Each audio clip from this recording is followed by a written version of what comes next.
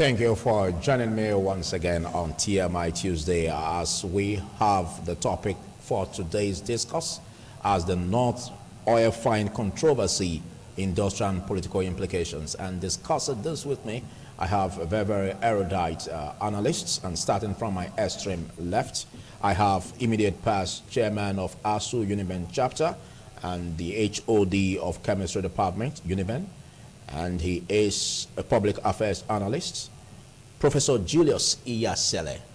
Thank you, Philip, for having me. Good morning, viewers.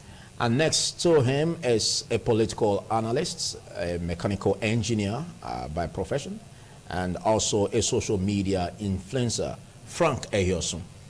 Quite a pleasure. All right, well, we've been following issues concerning the new oil find in the Komani River field. And the president just started the first drill, some days back, which brings some breath of relief over the long decade quest for oil and gas in the north. What do you make of this development, Professor Julius? Do you see this as what will change the tide for the better in the Nigerian story as it pertains to the oil sector? Mr. Philip, it is time to begin to put the lines straight. It is time to begin or to come out, to bring out the fat from the cocoon. It has been a very long time that this country has been restructured in the minds of so many people. But it's good to now begin to say that we need to bring all of this to the open so that we all understand what we are doing. It has been a long time that people have been searching for oil in the desert region of this country. It has been a very long time. There have been some kind of division. People somewhere have been looking for a way to equal other components of this country. And what that means is that we are not united in our hearts. That is what we have seen that has played out in the north. Remember that it is not today. They've been searching for oil in the Chad Basin and all that. Luckily, maybe around Bauchi or thereabout, they've now been able to discover oil. But it's also good to be succinct here that the oil discovered there, they have told them internationally that it's not of commercial quantity. And so pipes have been laying from the south here, and then what you will find eventually is that oil will be turned from the south here into those wells, and then it will be assumed that the oil is coming. These are all just to equal.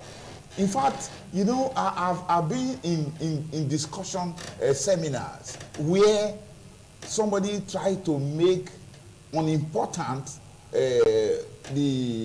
what crude oil is and all that. You know, we invited somebody from Moatech, that's Modibo Adama University in Yola, to come speak even around us here. And he tried to, you know, they will try to commonize the importance of oil in the international market. For instance, that very soon it will be electric-driven cars and all that and all that. And so what that means is we're trying to weigh us down that, look, don't pride in that you have crude oil, because very soon it will no more be commercially useful, as it were, to the global space. But I have looked at it as a polymer scientist.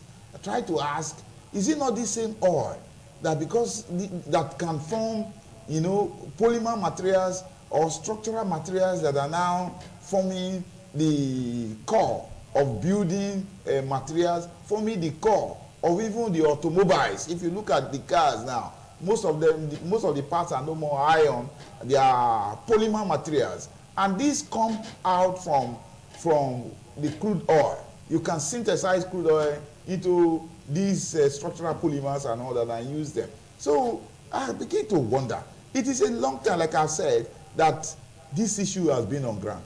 There's a reason why somebody came up with quota system and said you have educational disadvantaged state, you have those ones. But I have always wondered, are we not members of the same country? If we are all members of the same country, why are we bothered about all of this? Even Federal Character Commission, that you must have representation and all that. We've seen that all these have created a lot. I went to Katsina for NUC accreditation. I met there of a university called Akalam State University, and the Vice Chancellor just glowingly said that this university is tailored after one other university in Niger Republic. And I was wondering, are we really of the same country? Okay. So these people prefer to do things, you know, and so all of this is what has played out in this issue of trying to find oil where oil is non-existent. Okay, you seem to be skeptical from your projection about oil find in the Komani River field. Very correct, very correct. All right, I'll come back to you now.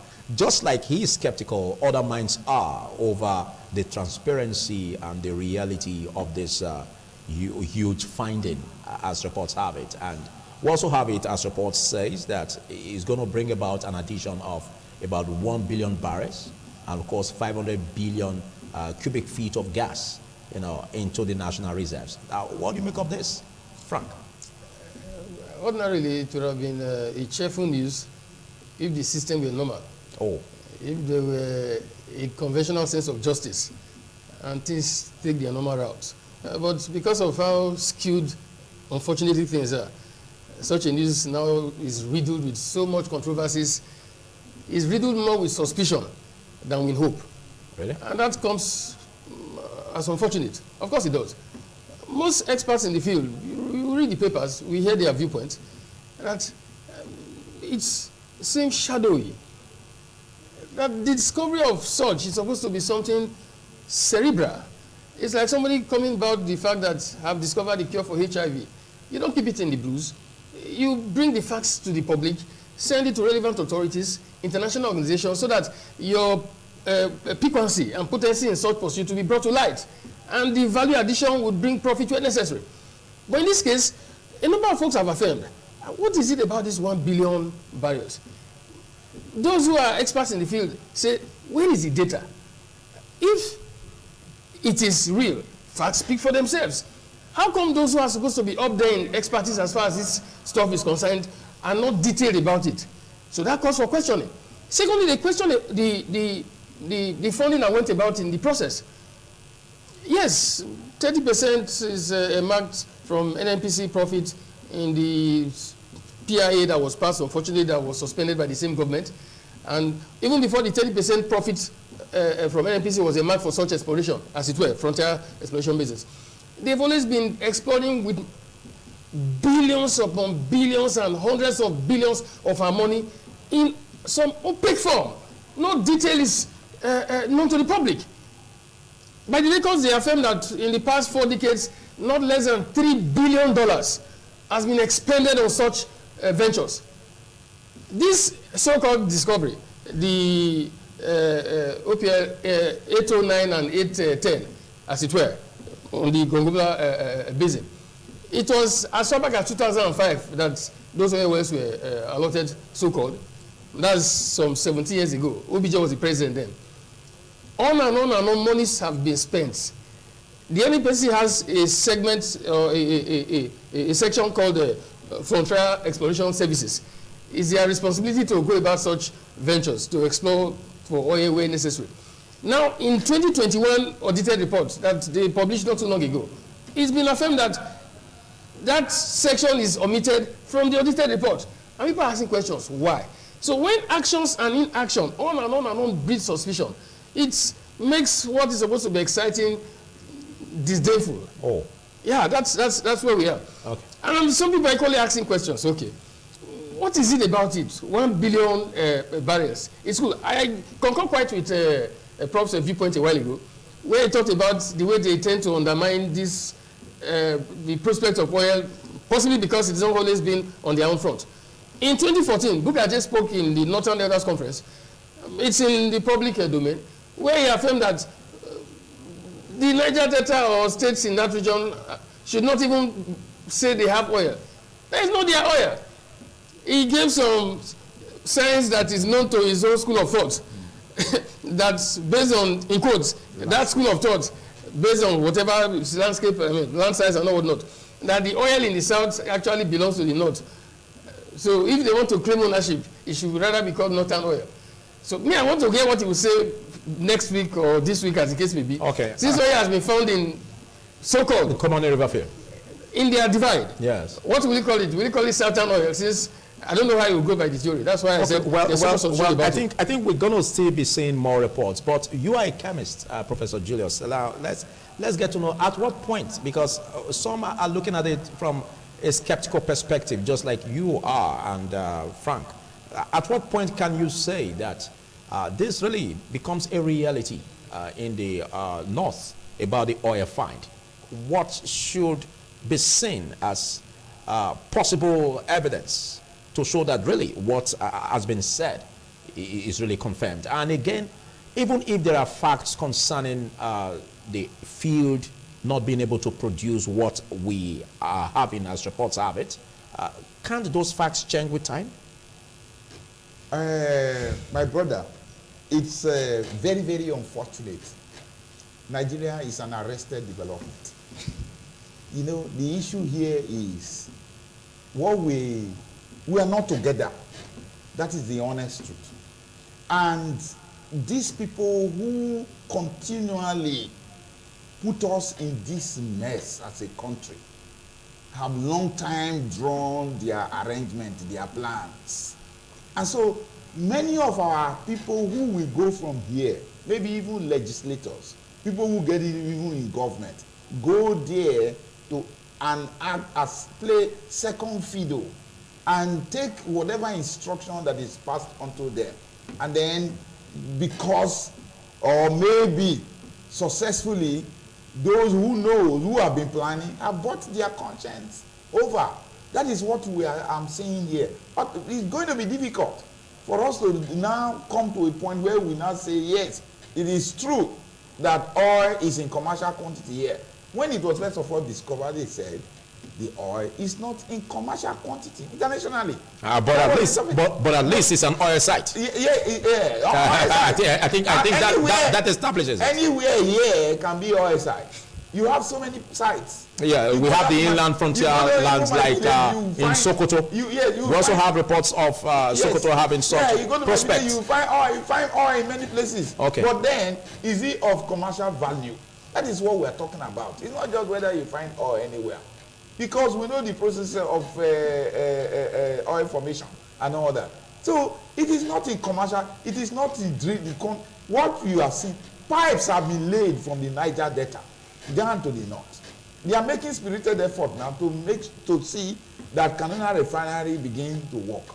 And at the end of the day, what you will hear is that the oil that is being drilled from the north there is what is used as raw material for the Kaduna refinery. Do you understand? Before this time, you know that if a refinery in Niger was now about they want to supply us fuel in Nigeria. So, you know, all of this, in addition to the information that we have that you are building a rail line from Kano to Niger, all these things. See, let us come out very, very clearly on what we really want as a country. If you are not comfortable with it, or you are not comfortable, come out clear. Instead of this deceit, we are saying deceit here. That is the honest truth.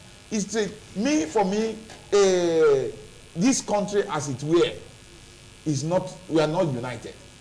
This CKD completely knocked down parts. Well, you can say that. You can say that.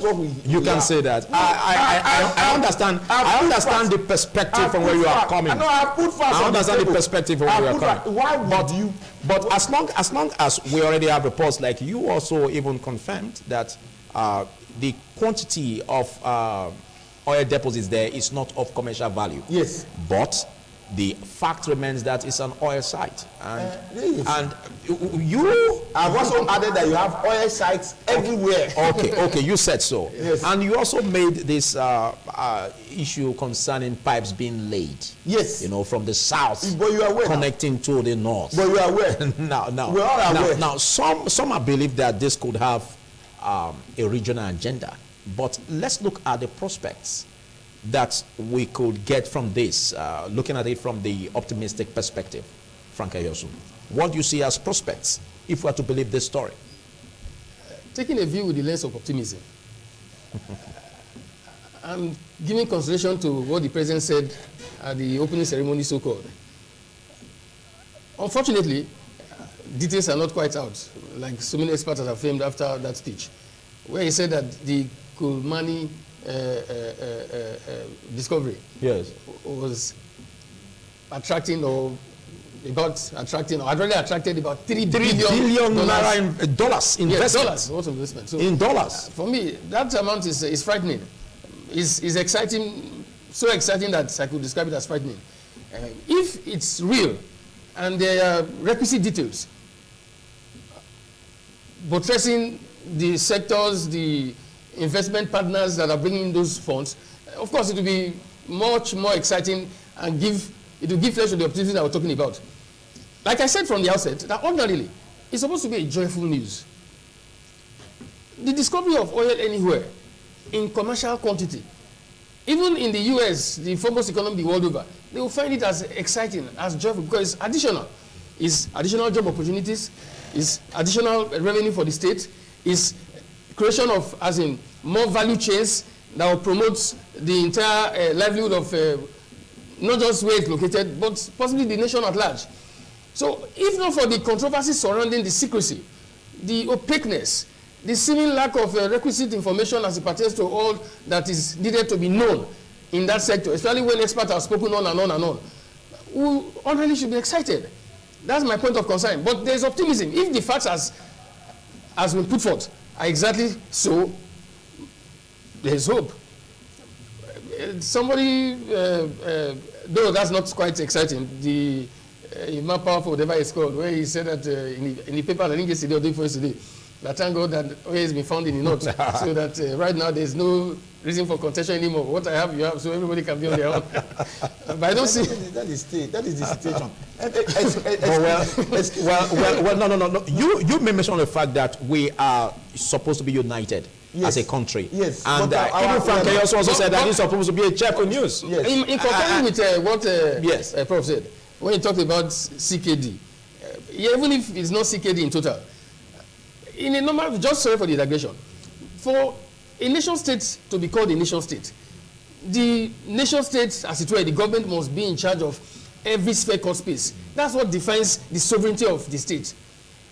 Before, say, a decade ago or thereabout, there are just three major factors that determines the sphere of space in any nation: land space, air space, and sea space. But in the past decade, with technology bringing up a new dimension, we now have a fourth sphere, which is what do you call it now? The cyberspace. So in Nigeria, government as it is, I make bold to say, is only in charge of one sphere. That is the airspace. And that's because there is special requirement to approval for things to fly in the air. In terms of the land space, government is not quite in charge. You can't travel on the road and you feel safe. In terms of the sea space, government is not quite in charge. In the cyberspace, of course, there's no charge there. So if you go by the fact that nationhood is seemingly disunited, it's even a case of being mad about where we find ourselves. Okay. Let's join you, because the issue about being united, I think it should be a core value, that we should talk about. And we are preparing for elections in 2023. And there are political sides to this whole story that could also interest viewers. Now, we have the opportunity to have a change of government. And so whatever facts that may be shady can be brought to limelight, even at the incoming government. So what do you make of this? If we are to clear the political implications? With all that, the doubts that we have expressed here, it is only God that will help 2023 in Nigeria. From what the dynamics of what I'm saying, from people who think that they need to completely action all these plans in store, then it will be difficult for them to give up power.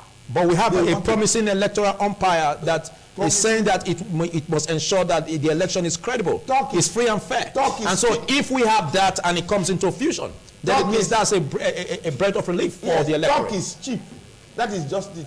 You see, it is not speaking from one side of the matter and then behaving differently. You understand? We have seen situations like this. People are, in fact, are you sure? You sure that we have a fair umpire here? There's no barometer, anything to measure that the umpire is fair. and all that. So what are we saying? But the introduction of beavers should also point to the fact that it's going to be fair. Yes, but well, we pray that that works at the end of the day, because we have seen that in the past. It will work. What could be the reason for us to doubt that? Because it will work. It was demonstrated in 2 elections. Yes, so some it will persons work. have argued that you don't have electricity in the hinterlands and all that. Across the rivers and all that, you don't have power. Well, there's already a promise from the electoral umpire that they are not going to use incidence forms. They are going to use it. Okay. They are not going to use incidence forms. So it means much reliability will be on the beavers. I hope we have a beavers machine that is going to work without electricity. That won't use electricity. When you have that, then otherwise you are going to disenfranchise very many persons in this country. But let us look at this matter. Let me tell you about concerning this oil. Many people have been pushing, wanting to become an oil producing state and all that region. Now, with all that has taken place, with president commissioning and all that, it means these people are very soon. You will see some people beginning to push for, an equal NDDC in the north. You have Niger Delta Development Company in the south, the oil producing. Next, you are going to have this equivalent of this. They've been asking for this. You have militants coming up in the Niger Delta. Then these other persons, Boko Haram, all of this, and then they are saying, set up also a commission. You see, we are not. This is why Gideon Oka coup took place now. Remember, when Gideon Oka came up and discovered that even in the military, that people were so separated and all that, and that there was serious oppression going on. That was why the young man, out of frustration, actioned that coup. I remember what he said. He excised some landlocked areas in this country and said, let them be on their own. That is still haunting this country to today. It is still what is still happening. So I'm saying, let the elites, let those who the ruling class from somewhere come up and tell us in this country, this thing is this matter, this country is becoming just too heavy to move on.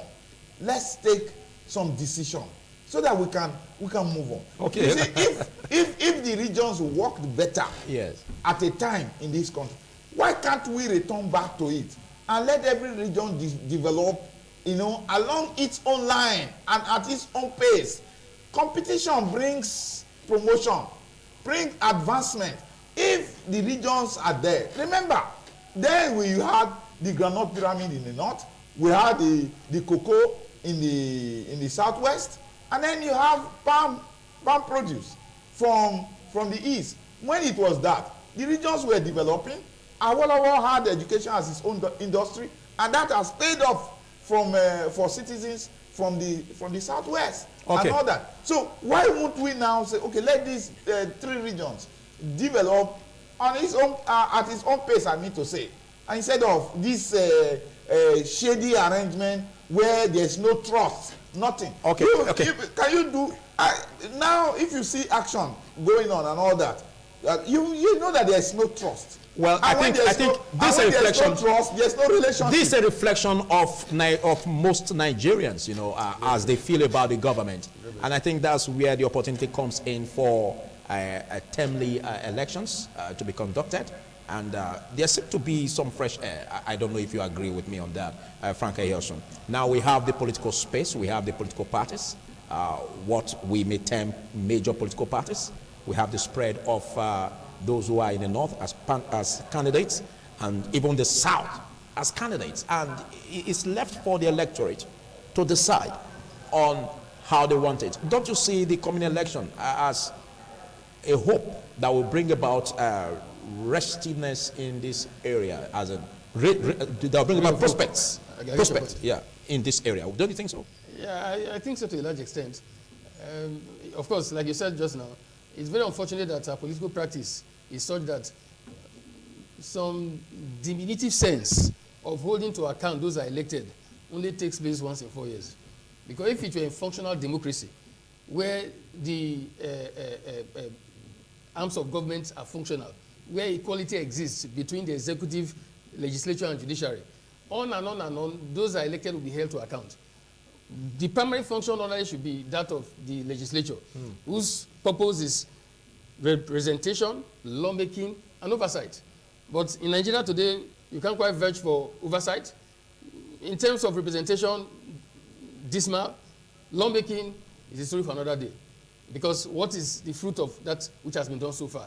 So that's why I said it's not a good tale that is 4 years that it takes to hold to account.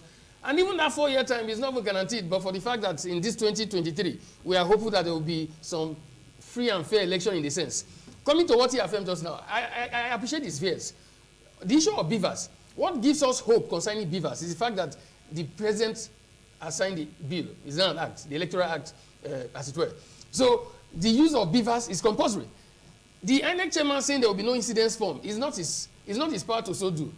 It is already within the law.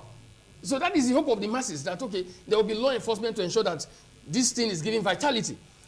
But, you know, in terms of law enforcement in this country, the index of enforcement or law enforcement in Nigeria, we cannot even grade it 30%. That's equally a story for another day. But the fact that it's already a law is what we are hoping on. The issue of the beavers functioning that day, whether it works or it doesn't work, where it doesn't work, the election has to be cancelled and will have to be done some other day.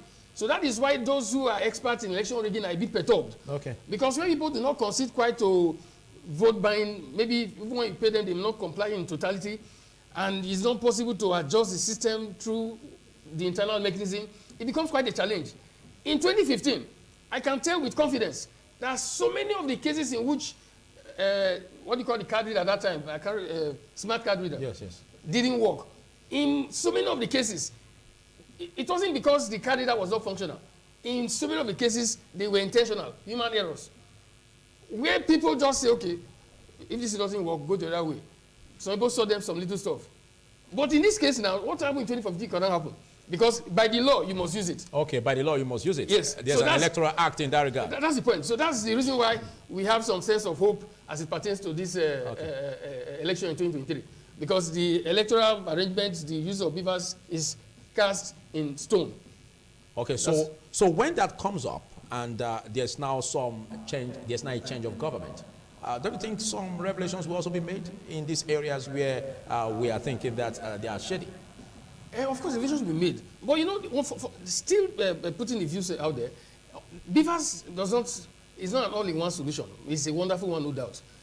The most critical one, I think, should still be, as much as possible, the reduction of vote buying. Because if it's possible, I'm sure INEC would innovate enough because they've had so many experiences in the past. Okay. Where open secret ballot, that is what the model is called. Open secret ballot. Where you make your choice and nobody knows about it. That's what guarantees the sanctity of the process. So in all that should be done, they should set up the system in such a way that open secret balloting is guaranteed. And people will vote their choice. And by His grace, there's always a difference between people making their choice. Even if the choice you made did not perform, you get that satisfaction that you vote him out subsequently. Because the process allows you to so do. So that's why I said in 2023 is a big opportunity for Nigerians to change the story. Okay, and if it happens that the government that comes in as the government that Nigerians can trust with some level of credibility, then it means that issues concerning the oil field that is being discovered in the north, whatever revelations that will be coming, will be accepted as truth. Of course, they have to be. Whether the government likes it or not, facts speak for themselves. Okay. The good thing about this age is that we're in the electronic age, social media age. Even if the main news media don't relay news, people on their own will relay it. So no matter what, you can't keep it secret. So with time, it will be revealed if they are shady. It's already been revealed in bits, even if details are not out yet. So, but the detail will be out in a jiffy. It's just a matter of weeks. Okay, you are a chemist. Let's look at the Petroleum Industry Act. And when it was signed, when it was a bill and signed into law, it was a big celebration, you know. And looking at what it is, but it has been trailed with oil theft, vandalism, and even the regulations that are supposed to come with the Petroleum Industry Act. It seems not to be coming into fusion. Now, with this introduction or this new revelation about the oil field, you know, in Komani River field, Now, don't you think the Petroleum Industry Act could also serve as a way to bring about better prospects for Nigerians? Because even at present, we are still facing fair issue. Petrol price is increasing at astronomical rate, in spite of the Petroleum Industry Act that should have brought in some regulations concerning normalizing prices. Now, what do you make of all of this?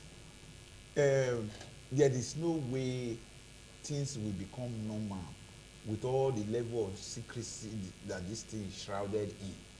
The petroleum industry bill had been signed into, or act, had been, put in place just to capture what we are now seeing, the revelations that are coming now. There are people who are thinking ahead of the generality of this country. There are people sitting somewhere and then alone deciding what might happen in the future.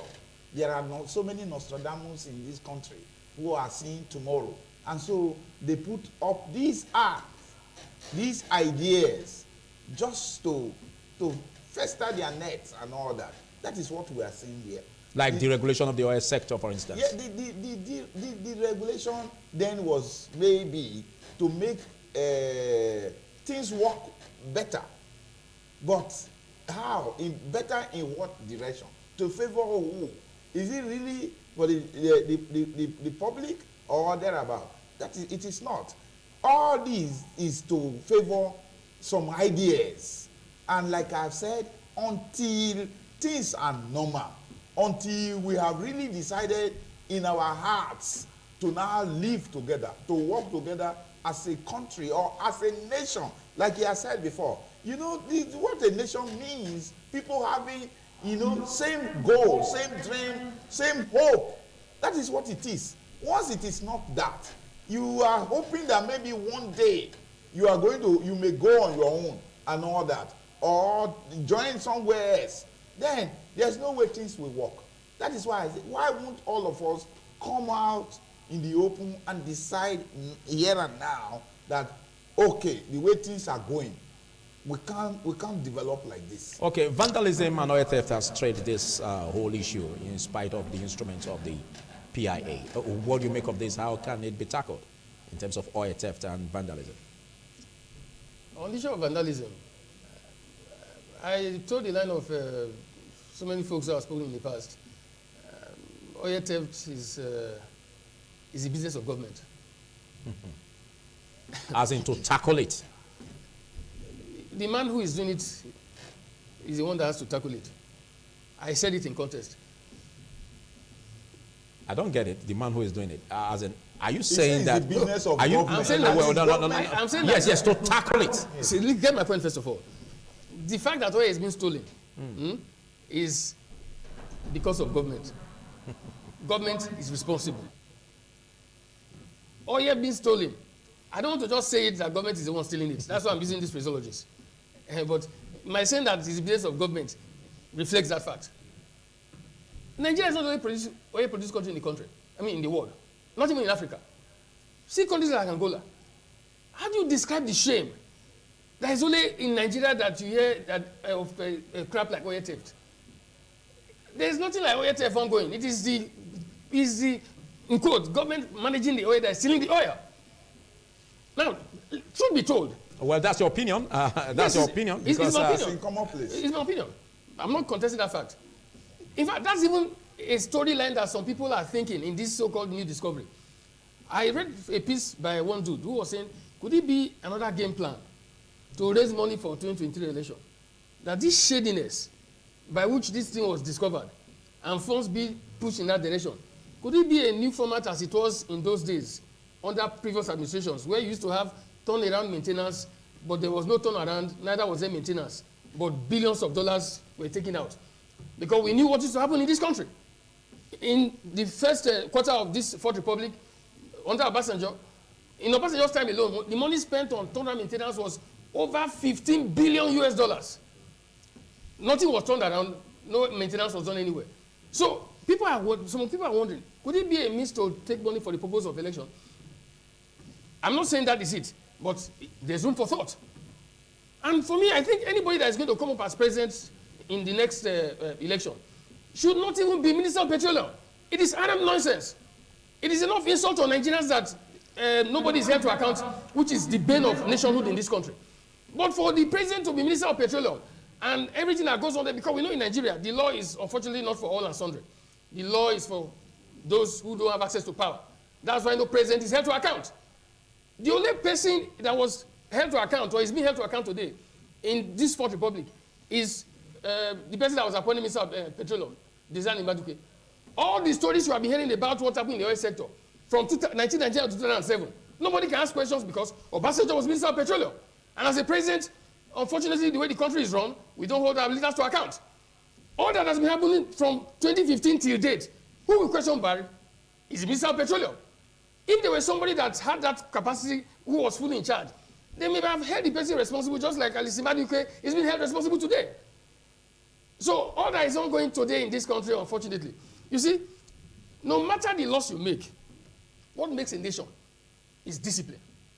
And the discipline of nationhood is law enforcement. So go and make different beautiful things, write different beautiful policies. When at the level of enforcement, you are not committed to it, there is indiscipline. It flows from top to bottom. When the top is not disciplined, you don't expect the bottom to be disciplined. Everybody will follow suit. The people they call vendors, they are learners. They still to survive to those. Every time they go, they say they burn 20 bush refineries, 20 this, 15 that.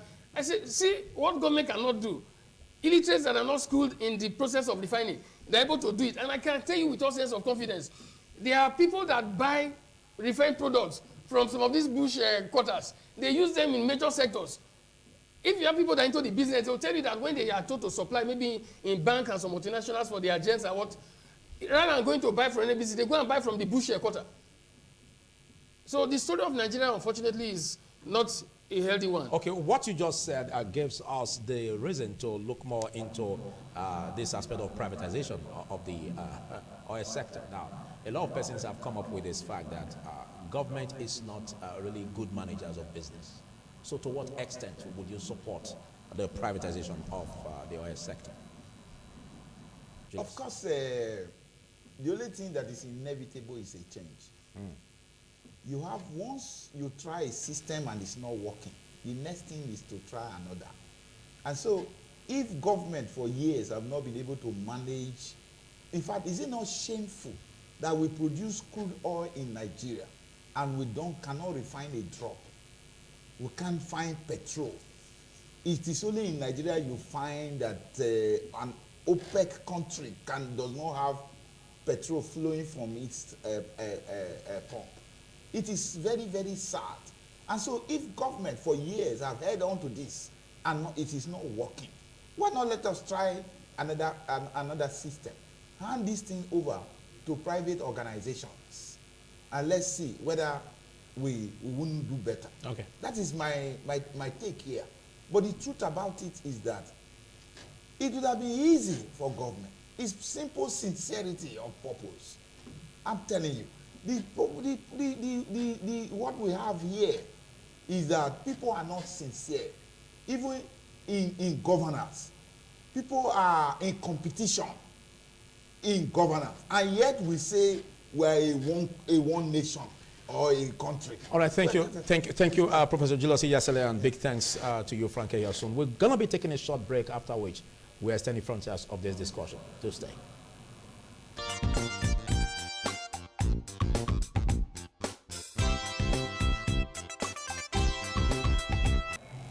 It's still TMI Tuesday. Thanks for being there. I still have as my guest the immediate past chairman of ASU Uniben chapter in the person of Professor Julius Iyasele, and of course also a political analyst in the person of Frank Eyosun.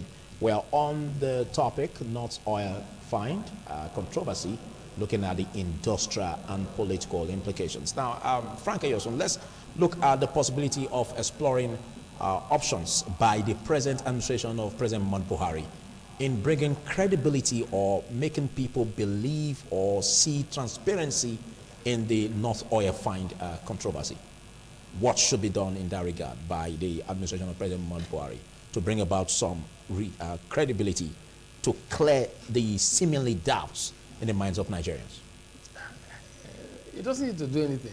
Oh. All that is required to be done is for the agency is the president. Those that have the mandate to play roles that they need to play should play their roles and ensure that things are as public as they ought to be. Okay. It is transparency that ensures that things are in the open, that nothing is done shady. People always become suspicious when certain sections or certain factors are not brought to the fore.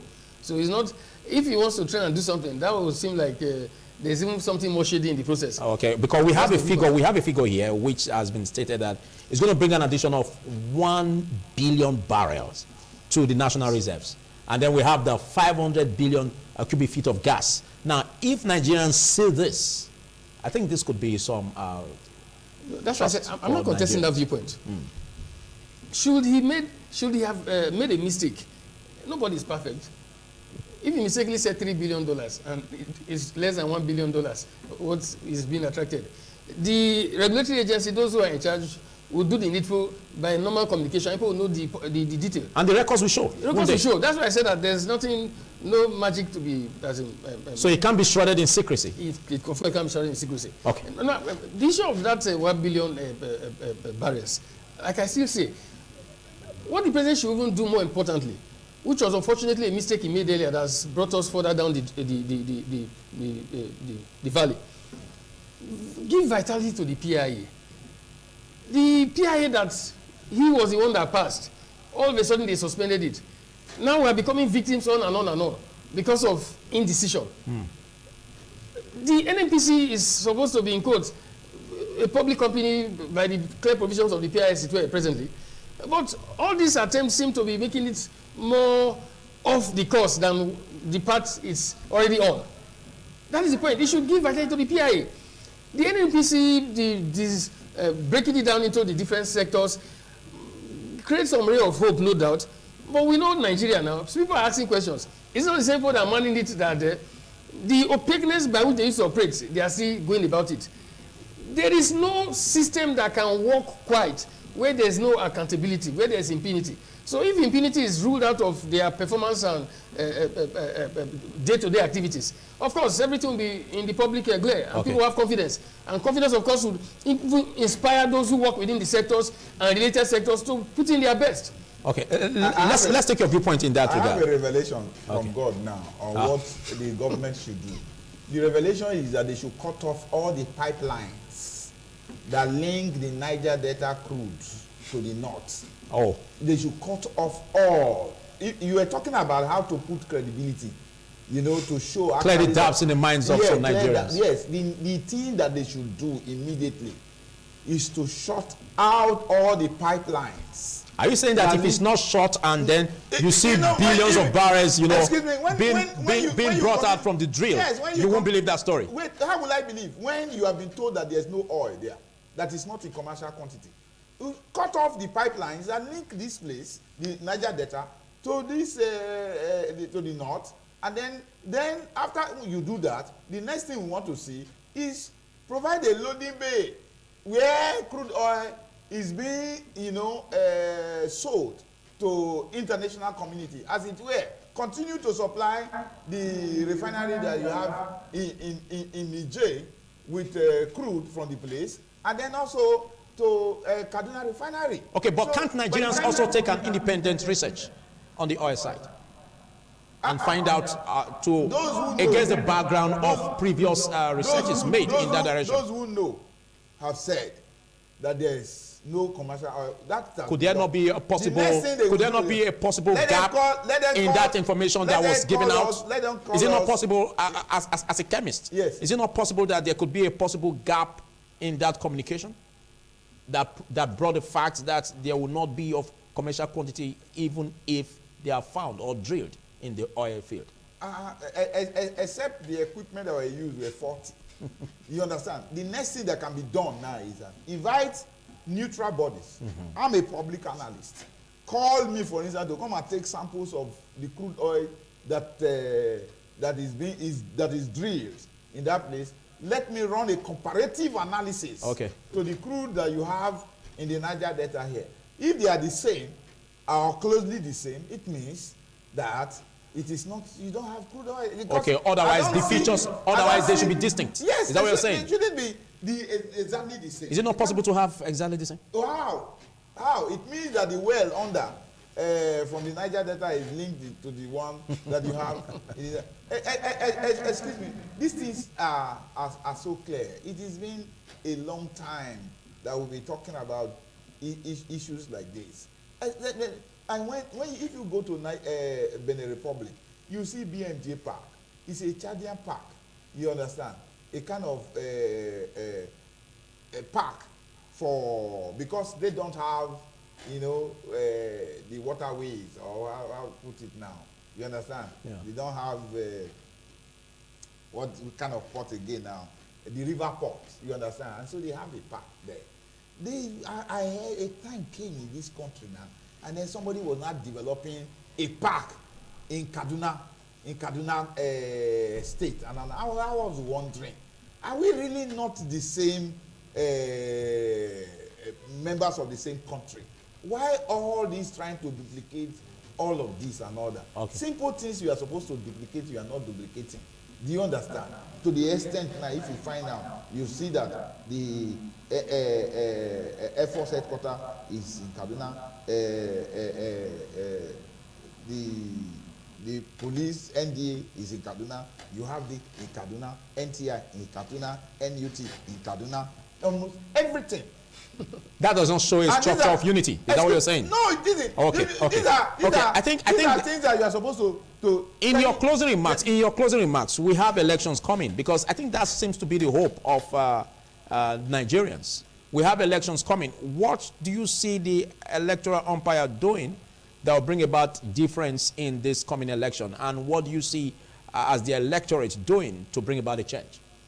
Well, it's number one is that I'm worried that people are still fixated on party politics. In Nigeria now, it shouldn't be party politics. Issues should overweigh ideas like that. Okay. What the problems we are going through should throw overboard anything about fixations in party politics. It is not. You need now to choose the best candidate that fits this country in the now.